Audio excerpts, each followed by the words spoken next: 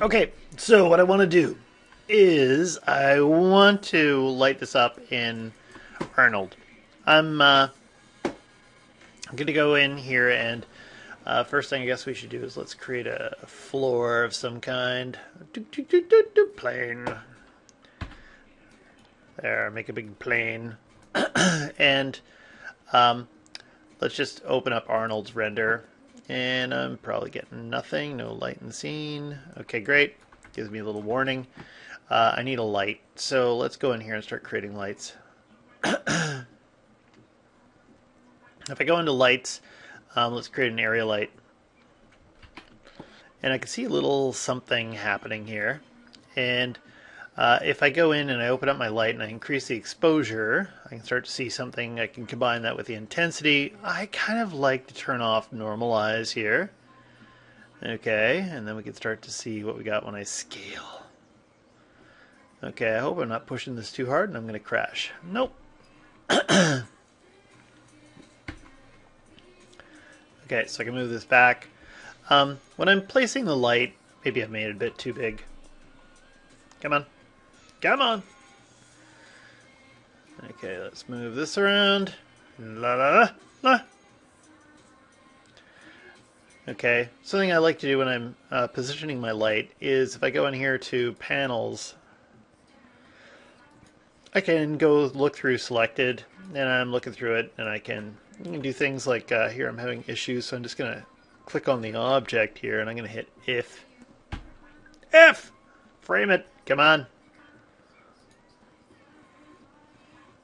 Now, do I have something off here? It looks like I might have... Nope, I've got highlight selection. Okay, so I framed it. And remember that you can play with your intensity and exposure, but you can also play with the distance from your from your character, whatever you're trying to focus on, just by moving your light a bit further back. Actually, that's looking, the shadow's not looking too bad. Sometimes I got a weird perspective thing and I'll get a weird flared out shadow here. Might actually be because I modeled this really quite large. And if I have the light selected, let's go to panels. Actually, if I want to get the light selected, if I go into Arnold and I go into utilities, there's the light manager. Okay, remember this is going to grab your shape node of your light, so you can go in here and select it, and I can dial down the exposure if I want to. I'm just going to switch this back to perspective mode. And I think I haven't gone in and put an Arnold material on this character, so I'll just quickly do that. And right click and assign favorites, AI standard. You can do the same thing to this floor. Just clicking on the floor, and doesn't like me making this video and doing all this rendering stuff at the same time. I just hit G to repeat the last tool command to see if it'll actually do that. I guess maybe not. So let's assign favorites. AI standard. Okay, cool. And again, when I select my light, I can come on, go in here and I can. I thought I selected my light. I did everything too fast. Bring down my exposure, bring down my intensity. The exposure is almost kind of like the decay.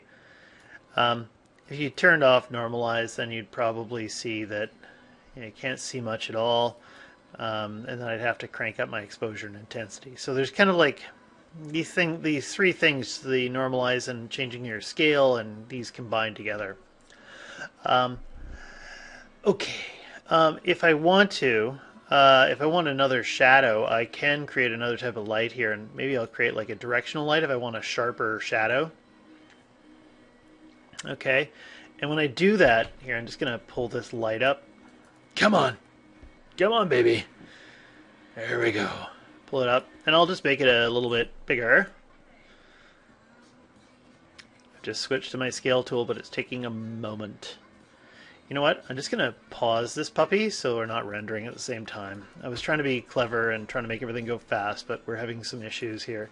So let's do that, and then I can hit the render button again here. Okay, So now we have a little bit of a conflict going on. We got the soft shadow from my area light, and then we got this other one from my directional light. I kind of like the directional light one more in this case here. And what I can do is I can select my area light and I can turn off cast shadows. So now I have shadows from this, but it actually kind of gives me this nice kind of fill light on my object. And if I want to go into my directional light here, I can go in, whenever I'm using the directional or the spotlight, I need to go into the Arnold section to play around with it. Okay, I can crank up some exposure and all those things, but I like the shadows. If I go down a bit further, shadow density, samples, when I start to crank that up, oh, that's volumetric, sorry, smoke and crack. Angle is what I'm looking for. Keep thinking I'm in mental ray. So if I start to crank up the angle on this, I don't think it should take too much. And now you can see I can actually soften out that edge a little bit. Maybe I don't want to go out that much. Let's crack that down by half. Okay. You can also affect how these lights affect, say, the specular. If I'm getting too much specular action from this, I can just dial this right down and I won't see any specular input from this light. Okay, so I played with a couple of key lights. So now I've got one that's giving me like, I'm getting kind of a nice key light from the area light, and I'm also getting shadows just from the directional, so I don't have multiple shadows because that looks weird. Next thing I'm going to do is I'm going to create a fill light. Here, let's just stop this for a second.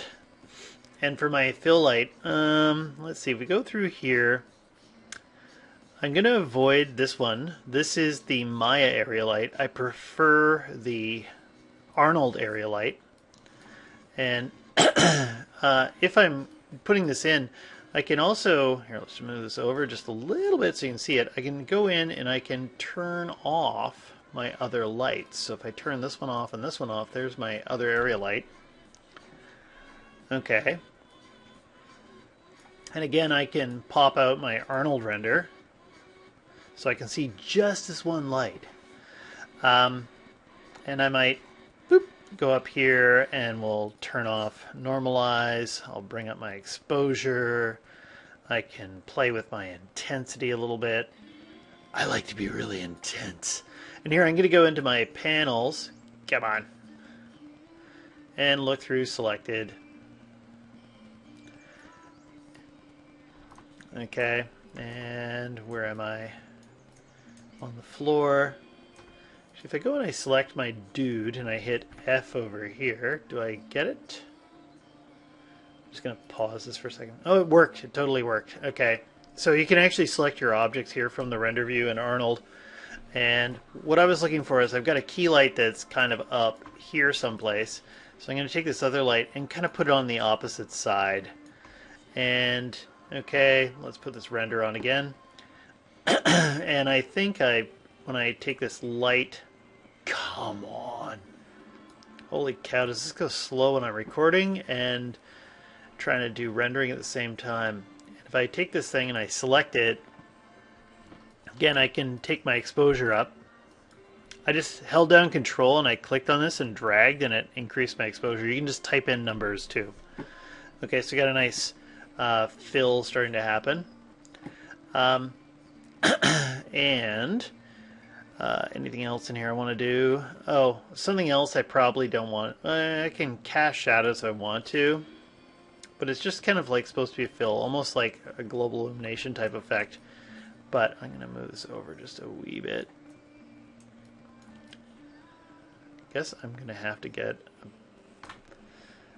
some more, yeah, something better soon. Anyway, when I select the light, now if you select the light here, I've noticed something. It selects a shape node and it selects just the shape node here. So if I want to kind of disconnect it from, say, the floor, I can't do that. I'm just going to zip into my hypergraph for a second and see the area light. It selected the floor, but it selected the shape node of my area light. That's because I've got options, display, shape hidden, and so on, that I know that that's happening.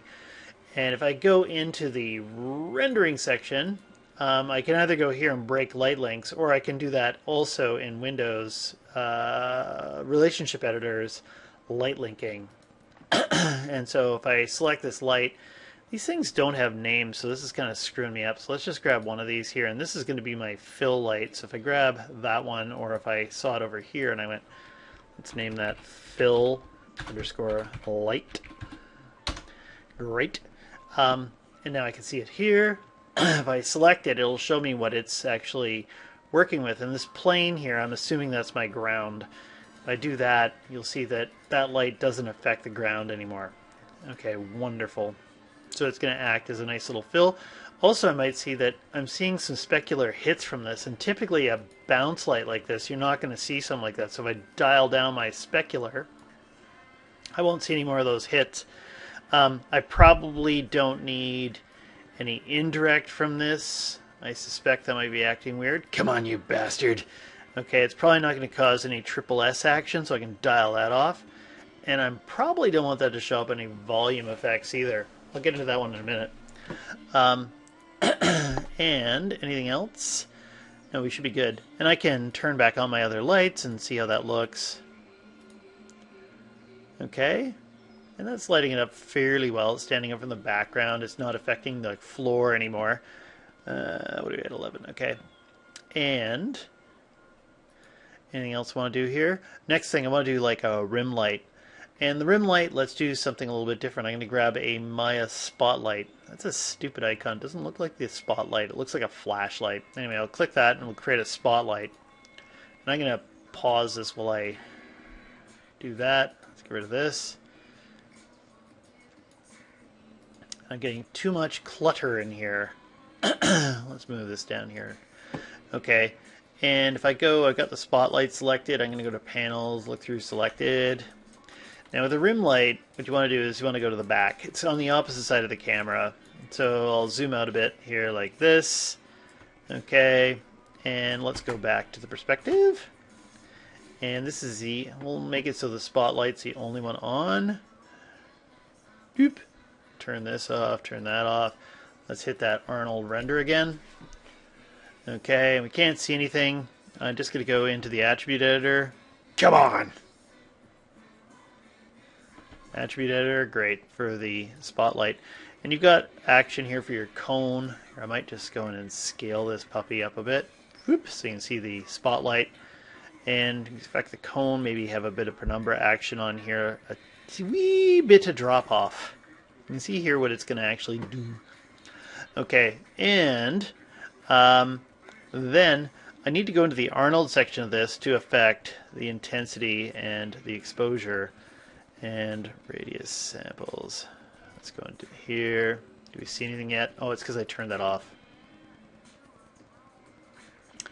Okay, and now if I go back up here, a combination of exposure and then go up here and play with the intensity as well. Okay, I'm starting to see something. Still not that strong. Come on. Let's go in here and I'm just going to... There. Okay, and again I can see we've got a bit of a problem here. It's affecting the floor, which is going to look weird. And almost feels like I got subsurface scattering on already. If I select the light and I select the floor, light linking, break light links, so I won't see any floor action. And if I select the light, doing everything too fast, and then I zip down here to the Arnold section here, maybe I don't want to affect any indirect. I don't want it to give me any specular action. It's going to take out some of those hot spots on it, so I'm just getting this nice rim. And if you wanted to, you could change the color of the light so you can obviously see what it's doing. Okay, and here I'll dial that back down. I just want a little bit of rouge. Actually, should I use rouge or how about a greeny thing? Okay, we'll say something like that. And so now I've got a rim. And you can put in multiple spotlights to get different rim values, and you could have them a little bit more focused on different areas of your render. And if I move this up a bit, and I got my stupid lock thing. I'm going to turn that off so I don't get any of this auto docking that I freaking hate. I can turn on my lights, and now I can kind of see combinations of them all together. Okay, and one of my dogs is circling me right now. Anything else I need to do? The floor is acting kind of weird. Sometimes I notice if you just shut down the render and open it up again or something, it'll kick it back in, because right now it doesn't seem like it's working. So if I just click that off and I hit render again, there. I don't know. So, what else do I want to do here that's exciting? So I got my 3-point lighting. Something else I'd like to do, just for kicks, on this, is I'm going to create the Arnold lights. I'm going to create the photometric light. And let's pull this up. Here, and I can scale the shape up. There we go, so you can see it a little bit better. Okay, great. Remember, this light needs a IES light profile. And I'm just going to pause for a second and double check I got one. Okay, I just had to double check because I wasn't sure where I put these things. Let's see, we got my old Greg crap here. And if I go into my G drive and here, I'm going to move this off to the side so you don't have to watch where I'm going. And if I zip into my school stuff, IES lights, and what's my favorite IES light? I like the one that looks like an alien abduction, number 12. Okay, so let's go and take a look and see what that looks like. Render.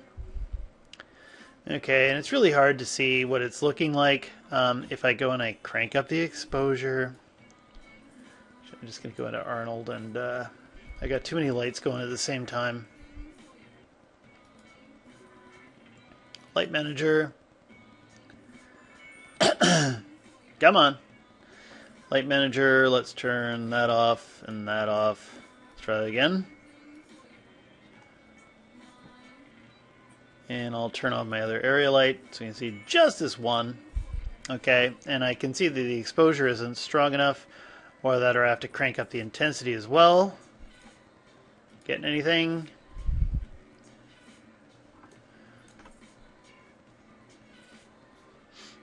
Okay, it's taking its sweet time. Oh, I turned my exposure into a negative value? Nice.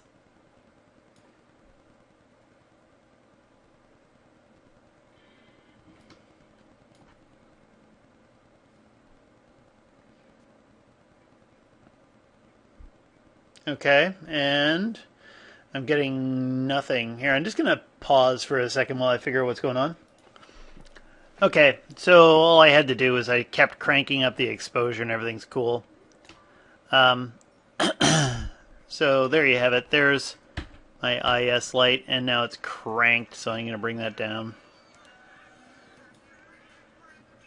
Come on! There we go. And if I go in and I rotate this a little bit, okay, I'm trying to do too many things at once. There we go. And so you can kind of see it has a shape. Okay, and you can put this anywhere. You can bind it to, or you not bind, you can constrain it to a rig or something like that. But what I really want to do is I want to move this over, and what time are we at? 18-minute mark. Okay, I want to get this working with fog. So I'm going to move this up a little bit. There we go, up. And you can do whatever you want with it.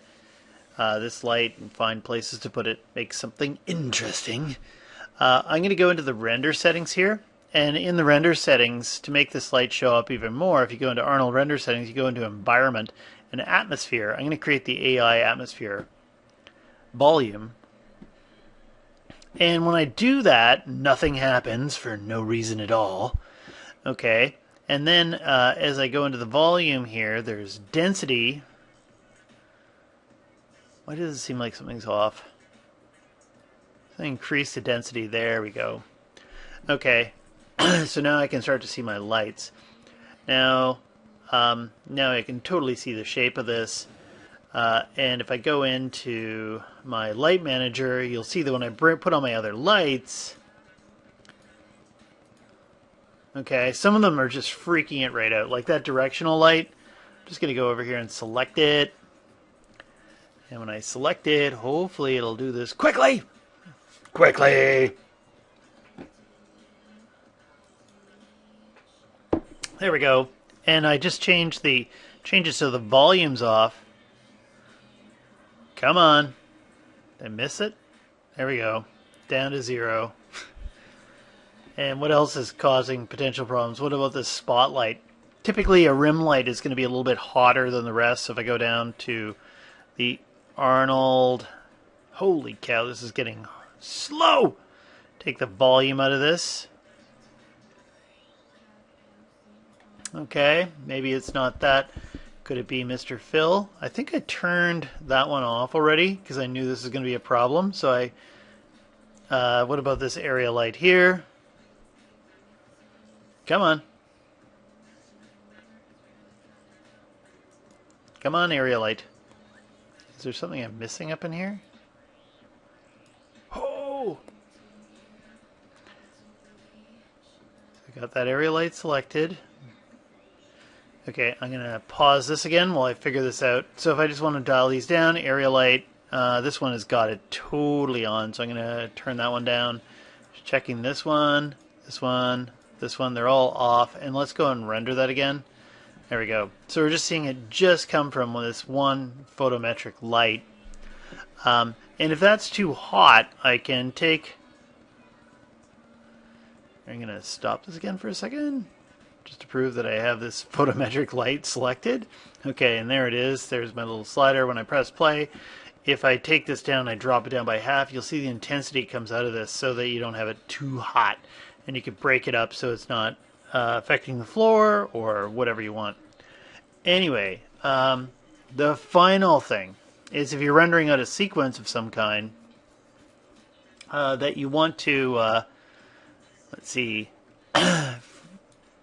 you want to make sure that you are using the render sequence.